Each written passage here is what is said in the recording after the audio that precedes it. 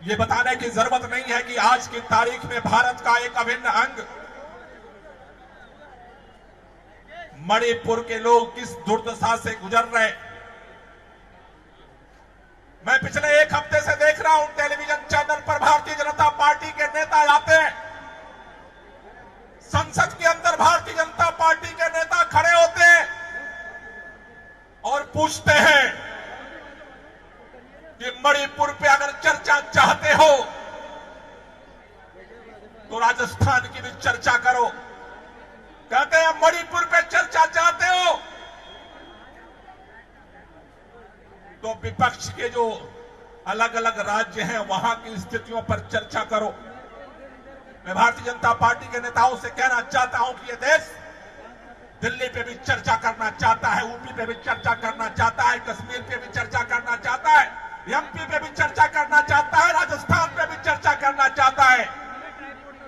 मां भारती के गर्भ में पैदा हुई हर एक बेटी के आबरू पर जहां भी संकट आता है उस पर चर्चा करना चाहता है।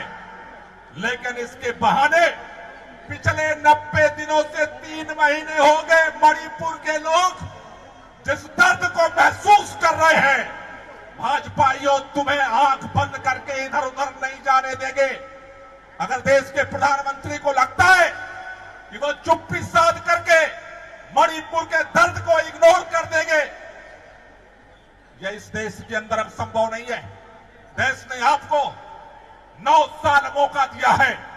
आपने नारा लगाया था इस देश के अंदर बहुत हुआ महिलाओं पे अत्याचार, अब की बार मोदी सरकार। प्रधानमंत्री जी, आपको मणिपुर में वोट मांगने जाने के लिए मौका मिल जाता है, आपको नागालैंड में वोट मांगने का मौका मिल जाता है, आपको तमिलनाडु में जाकर के वोट मांगने का मौका मिल जाता है, आपको विदेशों में घूमने का मौका मिल जाता है। लेकिन मैं भारतीय जनता पार्टी से पूछना चाहता हूं, अरे तुम्हारा 56 इंच का सीना कहां चला गया? आज मणिपुर पे बात करते समय कहां छुपे हुए हो पर्दे के अंदर? देश के गृह मंत्री कह रहे हैं चर्चा के लिए भाजपा तैयार है और विपक्ष भाग रहा है। भाजपाइयों, तुम्हारे पास अब बहाना नहीं बचा है। मणिपुर के उस बच्चे के दर्द को तुम्हें इस बात के लिए खड़ा होना पड़ेगा, उस दर्द का हिसाब देना पड़ेगा। आज हजारों बच्चे मणिपुर के हिंसा में गायब हो चुके हैं। माएं बिलख रही है, हमारा बेटा कहां गया? बहनों के साथ जो अत्याचार हुआ है वीडियो के माध्यम से आज पूरे देश और दुनिया के सामने आ चुका है। घर जलाए जा चुके, एक एक दिन का जोड़ करके लोग झोपड़ियां बनाते हैं, अपना घर बनाते हैं, अपना आशियाना बनाते हैं, जल करके खाक हो चुका है। और तुम कहते हो मणिपुर पे चर्चा हम तब करेंगे जब राजस्थान पे चर्चा होगी। शर्म नहीं आती भारतीय जनता पार्टी के लोगों को? और अगर आप ये समझते हो कि सत्ता में बैठे हो, तुम्हारे पास ईडी है इसलिए विपक्ष लोगों की आवाज दबा देंगे, तुम्हारे पास सीबीआई है इसलिए देश की आवाज दबा देंगे। मैं कहना चाहता हूं, अंग्रेजों को भी यही लगता था कि उसके राज में सारी ताकत उसके पास है, लेकिन मां भारती के यही बेटे बेटियों के पूर्वज थे। जब अंग्रेजों का अहंकार अपने सर पे चढ़कर बोलने लगा, इसी भारत से आवाज उठे, अंग्रेजों भारत छोड़ो, और अंग्रेजों को भारत छोड़ करके जाना पड़ा। पूरे देश में आवाज उठ रही है, अगर मणिपुर को न्याय नहीं मिला, मणिपुर में अगर शांति स्थापित नहीं हुई, मणिपुर का मुख्यमंत्री बर्खास्त नहीं हुआ, मोदी जी आकर के संसद में जवाब नहीं दिए।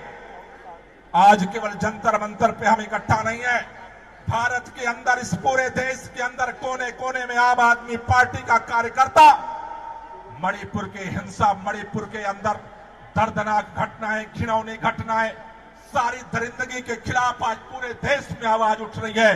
अगर मोदी जी या तो चुप्पी छोड़, या तो चुप्पी तोड़ो, और या फिर गद्दे बेच गायब, समझौता होने के स्थिति में नहीं है भारत। आपको दर्द हो रहा है इंडिया से? भारत खड़ा होते ही 56 इंच के सीने में दर्द पैदा हो गया। कह रहे हैं इंडिया तो ईस्ट इंडिया कंपनी वाला इंडिया है, कह रहे हैं इंडिया तो इंडियन मुजाहिदीन वाला इंडिया है। अगर मणिपुर जैसे लोगों के सीने पर आपके सत्ता के संरक्षण में अगर लोगों के पेट पर लात मारा जाता रहेगा, अगर लोगों की आबरू पे लात मारा जाता रहेगा, यकीन मानो इस देश के लोगों की 2024 के चुनाव में इंडिया को जिताने जा रही है और मोदी को हराने जा रही है। इसलिए आपको डर लगता है। साथियों, मैं आपसे कहना चाहता हूं, आज पूरे देश भर में हम सब इकट्ठा हुए, इसी बात को लेकर इकट्ठा हुए कि अगर मणिपुर में दर्द है तो वो भारत का दर्द है, इंडिया का दर्द है। कश्मीर में अगर दर्द है किसी को तो भारत का, इंडिया का दर्द है। अगर तमिलनाडु में किसी को दर्द है तो वो भारत का दर्द है। भारत को अगर आगे बढ़ाना है तो भारत के हर बेटे बेटी के दर्द को अपने सीने में जब्त करके आगे बढ़ना पड़ेगा। हमें सबके लिए एक दूसरे के साथ खड़ा होना पड़ेगा। और इसीलिए आपसे कहना चाहता हूं कि ये लड़ाई, ये आवाज हमें घर घर पहुंचानी है। आज की तारीख में इस आवाज को इस मंच के माध्यम से हम ये भी कहना चाहते हैं, आज का आवाज को संसद में उठाने के कारण हमारी पार्टी के राज्यसभा सांसद संजय सिंह को जिस तरह से निलंबित किया गया है, आज ये पूरा सदन, आज सड़क पर उतरे हुए सभी लोग इस बात की मांग करते हैं, संजय सिंह का निलंबन वापस लो। डरो मत, सदन में आओ।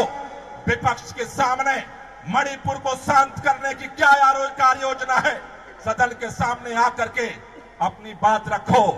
पार्लियामेंट का केवल उद्घाटन करने से पार्लियामेंट का मान सम्मान नहीं बढ़ता। पार्लियामेंट का मान सम्मान सत्ता पक्ष और विपक्ष की देश के प्रति जिम्मेदारियों के निर्वहन से पैदा होता है। मोदी जी, मैं आपसे कहना चाहता हूं, आज खोलो या कल मुंह तो खोलना पड़ेगा। मुंह खोले बगैर ये देश आपको नहीं छोड़ेगा। अगर आज आप चुप रहोगे 2024 में देश में जाकर के बोलने लायक नहीं बचोगे। वोट के लिए तो जाना पड़ेगा ही लोगों के बीच में। आज अगर चुप्पी तोड़ोगे तभी यह देश आपको सुनने को तैयार है। इसलिए आप सबसे कहना चाहता हूं कि आज हम एक नारा और लगाएंगे, संजय सिंह का सस्पेंशन वापस लो, वापस लो। राज्यसभा सांसद संजय सिंह का सस्पेंशन वापस लो, वापस लो, वापस लो। संजय सिंह का सस्पेंशन वापस लो, वापस लो, वापस लो। लोकतंत्र की हत्या बंद करो, बंद करो, बंद करो। लोकतंत्र की हत्या बंद करो, बंद करो, बंद करो। मणिपुर में हिंसा बंद करो, बंद करो, बंद करो। मणिपुर में हिंसा बंद करो, बंद करो, बंद करो। मैं बोलूंगा लड़ेंगे और आप सबको बोलना है जीतेंगे। दोनों हाथ ऊपर करके मैं बोलूंगा लड़ेंगे और आपको बोलना है। जो लोग इस लड़ाई में शामिल होने आए हैं, पूरी ताकत से आवाज पहुंचनी चाहिए। संसद परिसर में हम प्रवेश नहीं कर सकते, लेकिन हमारे पार्टी के सांसद, हमारे नेता संजय सिंह अकेले दम पर पूरी पार्लियामेंट के सामने इस मोदी की हुकूमत से लड़ रहे। हमें यहां से आवाज, उनको आज यहां आना था। हमारे राज्यसभा सांसद संदीप पाठक जी को आज यहां आना था, राघव चड्ढा जी को आज यहां आना था, लेकिन उन्होंने मोर्चा संभाला हुआ है, दिन रात वहां पे आंदोलनरत है। इसलिए उनकी आवाज, उनकी लड़ाई को मजबूत करने के लिए हमें नारा लगाना है, लड़ेंगे, जीतेंगे, लड़ेंगे, जीतेंगे, लड़ेंगे, जीतेंगे, लड़ेंगे, जीतेंगे, लड़ेंगे, जीतेंगे, लड़ेंगे। जीतेंगे। संजय सिंह संघर्ष करो, हम तुम्हारे साथ हैं। संदीप पाठक संघर्ष करो, हम तुम्हारे साथ हैं। राघव चड्ढा संघर्ष करो, हम तुम्हारे साथ हैं। लड़ेंगे, जीतेंगे, लड़ेंगे, जीतेंगे, लड़ेंगे। जीतेंगे। भारत माता की जय।